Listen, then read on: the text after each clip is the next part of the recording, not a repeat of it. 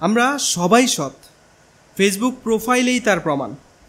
বায়োতে লেখা আল্লাহর বান্দা, ইনবক্সে চলছে দান খয়রাতের নামান্তর অপমান। স্টেটাসে বলে ঘুষ খাওয়া পাপ, আর অফিসে ঘুষ না দিলে ফাইলটা ঘুরে বকচক করে চাপ। আমরা সবাই সৎ, বউ পেটাই, পরে আবার মসজিদে যাই, তারপর জমার খুতবায় বলে উঠি নারীদের সম্মান দিতে হবে ভাই।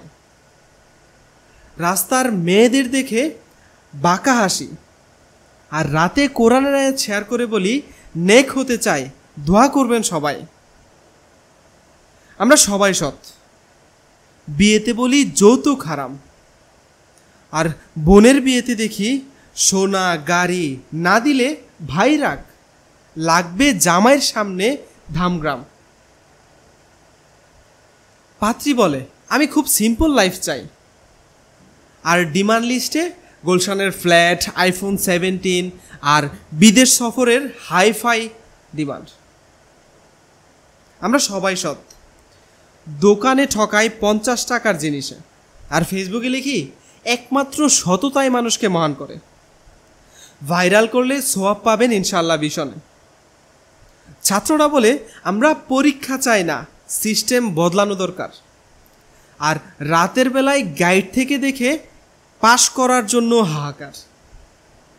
আমরা সবাই সৎ, ইনস্টাগ্রামের চায়ের কাপ হাতে লিখি সাদামাটা জীবন আসলেই সুখ, আর পিছনের ব্যাকগ্রাউন্ডে কৃত্রিম আলো, ক্যামেরা আর এক গাদা মেকআপের মুখ।